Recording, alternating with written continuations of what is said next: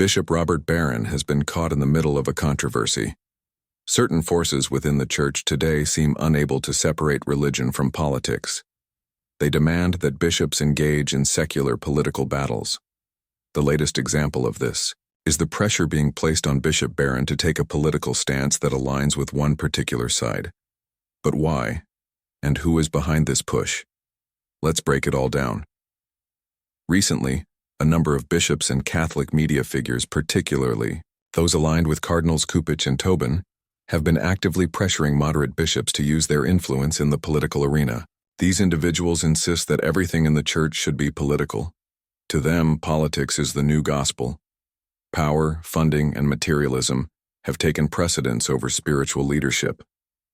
This problem has been growing for decades, ever since Pope Paul VI symbolically set aside the temporal power of the papacy. Now, many within the church are openly aligning themselves with secular authorities, pushing for political action rather than remaining neutral in faith matters. Bishop Barron is an interesting figure in this debate. While he has made statements that some find theologically concerning, he has also brought many people to Catholicism through his Word on Fire ministry. He is a moderate figure, not a radical traditionalist, but also not entirely aligned with the modernist movement. In a more balanced time, he could even be an ally to those who want to restore reverence to the church. However, in today's highly politicized environment, he is being pressured to take sides. The latest attack against Bishop Barron comes after he was invited to attend President Trump's address to Congress. Though not technically a State of the Union address, it was treated as such.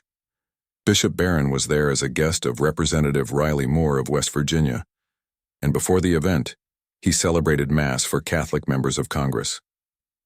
This should have been an uncontroversial event. But for the modernist wing of the church, it became an opportunity to attack him. The National Catholic Reporter, a publication that has long been at odds with the traditional teachings of the church, published an editorial titled, "Bishop Barron Goes to Washington. Will it be word on fire or a smokescreen?" This article accused him of being oddly silent on political issues, particularly immigration. The authors argued that he should have used this opportunity to speak out against Trump's policies. They framed their argument in a way that implied that failing to make a political statement was somehow a moral failure. This kind of pressure is not new. Many bishops have been bullied into taking political stances under the guise of speaking truth to power. But in reality, this is about money. The U.S. Bishops' Conference and organizations like Catholic Relief Services and Catholic Charities receive substantial funding from the federal government. Many of these groups have been actively fighting against cuts to foreign aid and programs that support mass migration. The pressure on Bishop Barron is part of a larger effort to ensure continued financial support for these organizations. It's not really about morality or faith, it's about maintaining the flow of money.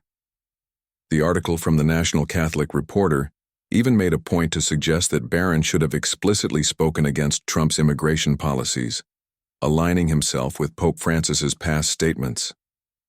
They claim that speaking up on these issues is necessary to flesh out the gospel in real time. But is that really the case? Or is this just another attempt to push a political agenda using the church as a vehicle? The modernist faction of the church has long sought to align itself with secular progressive causes.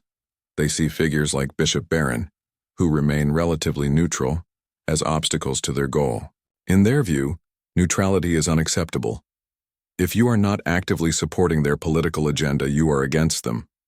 This is why they have ramped up their attacks on Barron, accusing him of failing to act at a critical moment. This kind of political entanglement is dangerous for the church. Bishops should not be political operatives. Their role is to guide the faithful in matters of faith and morality, not to serve as mouthpieces for political campaigns. But today, everything is being politicized. We saw a clear example of this when President Trump and Vice President J.D. Vance attended a service at the National Cathedral, where the bishop used the pulpit to lecture them on political issues. This was widely celebrated by modernists, but when Bishop Barron refrains from doing the same, he is attacked. It's important to recognize what's really happening here. The push to force every Catholic leader into the political arena is not about faith, it's about power and money.